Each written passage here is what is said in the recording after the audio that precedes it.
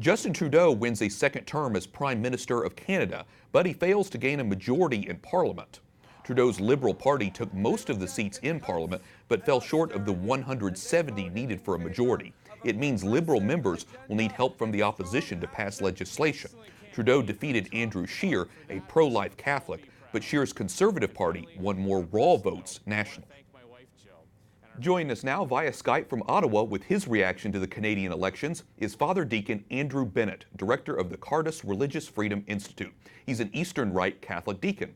Deacon Andrew, welcome into the show. Was this result a surprise, or did Canadians expect Trudeau to win a second term? Thanks, Wyatt. I don't think it was particularly a surprise. If we look at where the parties stood at the dissolution of Parliament some 40 days ago, they were very close in terms of the impending popular vote, probably each around 32% in terms of many of the polls that were coming forward at that time.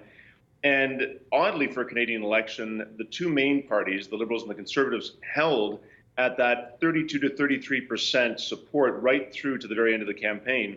And so I think everybody expected there would be some sort of minority government.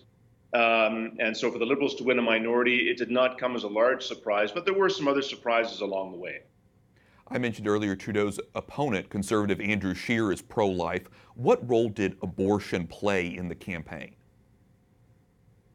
It was used at various times to, I would say, demonize Mr. Scheer. Mr. Scheer is a devout Catholic. His father is actually a deacon here in Ottawa.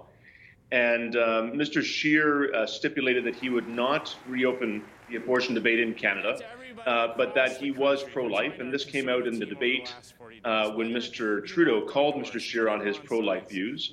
And Mr. Scheer said, Mr. Trudeau, there are millions of people in this country that have pro-life views, and they don't all need to believe what you believe. So I think he did certainly stand up for that, but there was a certain tinge of sort of anti-Catholicism in the campaign, which was certainly very distasteful. And this was commented on by a number of leading Canadian columnists and commentators as we went through the campaign. During his victory speech, Prime Minister Trudeau talked about Canadians voting in favor of his party's progressive agenda. What does that mean for religious freedom in Canada? Well, I think one thing to note is that the Liberals did not win the popular vote. The popular vote went in favor of the Conservatives by almost 300,000 votes, separating the two main parties. The Prime Minister uses language like progressive values quite a bit, and certainly if we look at the last Parliament and the previous government that he led, there were a number of attempts to stifle religious freedom and public faith in the country. The Canada Summer Jobs fiasco, where the government sought to restrict the ability of faith-based organizations to receive government funding for hiring summer students in the summer, university students, college students, if they supported views that did not jive with the government's views. And so there was an attestation that an applicant would have to check that would basically say, I support pro-abortion views, I support same-sex marriage, LGBTQ rights, and so forth. And so that was sort of a low watermark, I would say, for the previous government, the Liberal government, in terms of religious freedom. It remains to be seen, Wyatt, what this next government will look like. The Liberals do not have a majority in Parliament. There are 5 parties represented in the Canadian Parliament, so very different from the United States Congress. 5 parties, and the Liberals will need the support of certainly at least one of those parties to govern and to get legislation through.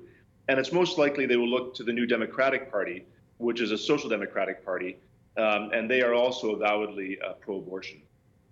Well, it was a big night for Canadians and a lot to consider as Canadians move forward with their government. Father Deacon Andrew Bennett, director of the Cardus Religious Freedom Institute, thank you so much for joining us. Thanks, Wyatt.